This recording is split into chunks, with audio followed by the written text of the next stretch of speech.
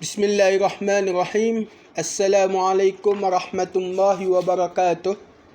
Hadis yang kedua pada bulan puasa ini, An Talhata bin Ubaidillah radhiyallahu anhu qala jaa rajulun ila Rasulillah sallallahu alaihi wasallam min ahli Najdin فسائر الرأس يسمع دوي صوته ولا يفقه ما يقول حتى دنا فإذا هو يسأل عن الإسلام فقال رسول الله صلى الله عليه وسلم 5 صلوات في اليوم والليلة فقال هل علي غيرها قال لا إلا أن تتطوع قال رسول الله صلى الله عليه وسلم وصيام رمضان قال هل علي غيره قال لا إلا أن تتطوع قال وذكر له رسول الله صلى الله عليه وسلم الزكاة قال هل علي غيرها قال صلى الله عليه وسلم لا إلا أن تطوع قال فأتبر الرجل وهو يقول والله لا أزيد على هذا ولا أنقص قال رسول الله صلى الله عليه وسلم أفلح إن صدق متفق عليه.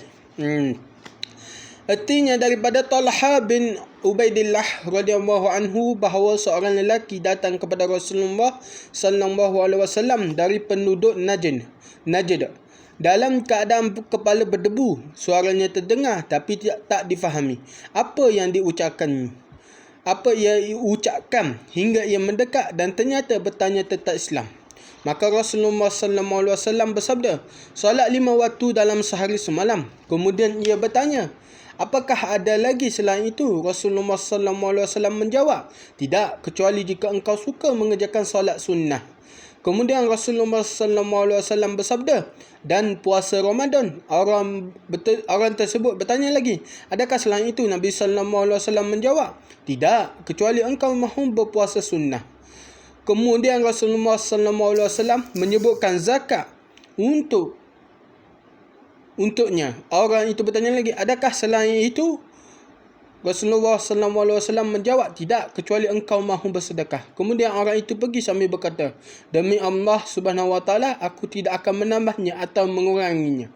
Maka Rasulullah sallallahu alaihi wasallam bersabda, dia pasti beruntung jika ia benar-benar menepati ucapannya. Hadis riwayat Al-Bukhari dan Muslim.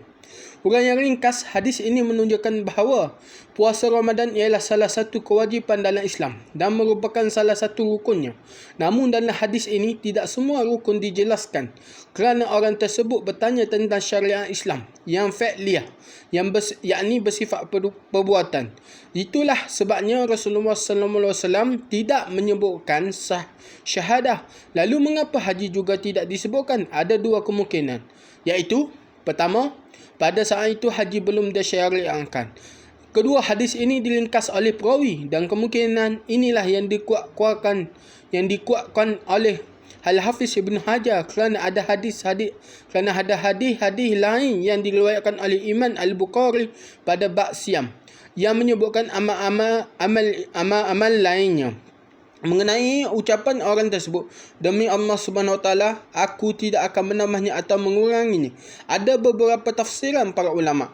Di antaranya seperti yang disebutkan oleh Imam Ibn Battul bahawa ucapan tersebut menunjukkan bahawa ia akan benar-benar menjaga kewajipan-kewajipan tanpa mengurangi sedikit pun ketentuan-ketentuan yang berkaitan dengannya. Seperti ucapan seorang hamba bila diperintahkan oleh tuannya untuk melakukan perkara penting, demi Allah Subhanahu wa taala, saya tidak akan menambahkan apa yang engkau perintahkan dan tidak pula menguranginya. Artinya ialah saya akan berbuat seperti yang telah engkau tentukan tanpa mengurangi atau menambahkan di luar daripada yang diperintahkan. Maka perkataan tersebut menunjukkan kepada ketaatan dan kepatuhan yang benar terhadap perintah-perintah syariah. Dan makna inilah yang selari dengan mana-mana hadis dan Al-Quran. Tiada pencerahan di antaranya. Syarah Sahih Bukhari juz 192. Itulah sebabnya Rasulullah SAW bersabda, setelah mendengar ucapan orang tersebut, dia pasti beruntung jika ia benar-benar menepati ucapannya. Wallahu alam. Assalamualaikum.